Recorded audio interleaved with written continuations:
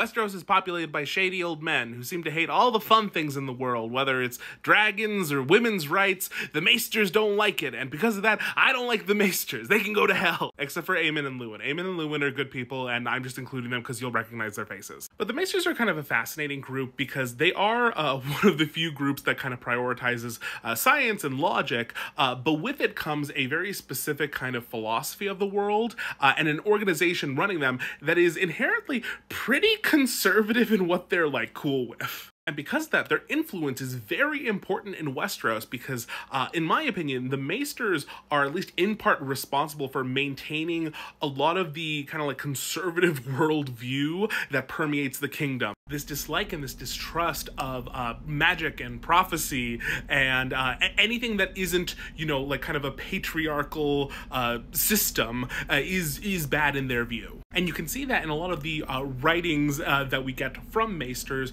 as well as even just their like interactions with a lot of the characters in the main series. In Fire and Blood, there is a consistent theme of Targaryen women being portrayed in a very negative light anytime they are, you know, willful to any degree. Which, let's be real, Targaryen women, it's most of them actually. And specifically in a lot of cases where there was a, you know, Targaryen woman in line for the throne who probably should have gotten the throne, they get portrayed in a pretty negative light while their male counterpart gets portrayed in a much kinder light. Whether it's Rhaena and Jaehaerys or Rhaenys and Viserys, Aegon II and Rhaenyra. And this isn't to say that they, you know, won't speak negatively about the men every so often. Of course they will, but there is such a heavier slant, in my opinion, against the women, which is like kind of hard to ignore if you're paying attention. The male monarchs who are very deferential towards the Maesters tend to get a very glowing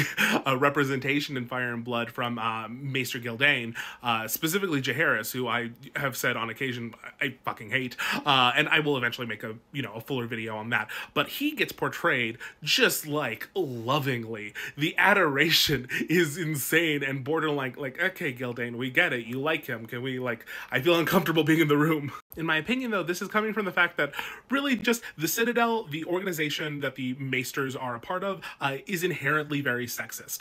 The Maesters, the Citadel, is a male-only space. They do not accept women. Women are not allowed to learn in the same way, and they seem to have a very, let's say, old-fashioned view of the men's role in society versus women's role in society. And that is what I think is specifically influencing Archmaester Gildain in a lot of his writing in Fire and Blood, is whether he perceives the women in question that he is writing about and chronicling as being a traditional woman, or more in the vein of a traditional woman, versus someone who is rebellious, willful, powerful in their own right. Take the representation of the conquerors. We have Aegon the Conqueror, Rhaenys the Conqueror, and Visenya the Conqueror. They are portrayed very differently just between these two women, Rhaenys and Visenya. Rhaenys, while not a always perfectly kind representation in Gildain's writings, she gets a far kinder slant than Visenya does. And I think it has to do with the fact that Rhaenys is the more traditionally feminine one. She doesn't like fighting. She likes riding her dragon, and so when fighting is required, that is where she is doing it from. But like with the sword, the typical quote-unquote manly stuff, she's not into that.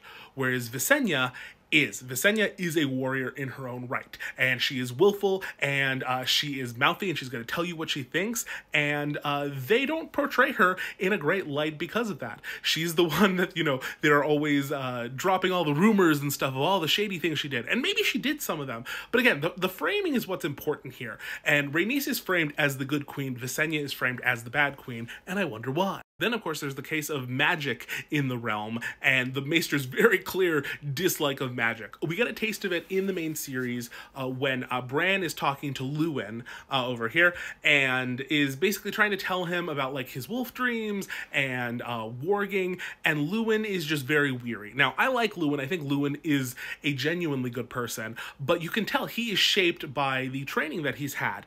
He, like, claims that, like, magic isn't really real, but then it, like, seems like he thinks it is, but then there is a very clear, like, distrust of it. Like, this isn't something you should be indulging because it's dangerous. And that is, you know, perfectly true in a sense, but also I think speaks to the conservative nature of like the fear of something that has this potential danger, instead of you know, like the urge to be like, okay, well, let's figure out how to make this work or whatever. And then along with this huge dislike of magic, there is the theory that's being proposed in the text that the Maesters are behind the dying of the dragons. Like, that is said at the end of A Feast for Crows. The final chapter is Sam meeting an Archmaester named Archmaester Marwyn, who basically tells him that the Maesters are responsible for killing off the dragons the first time.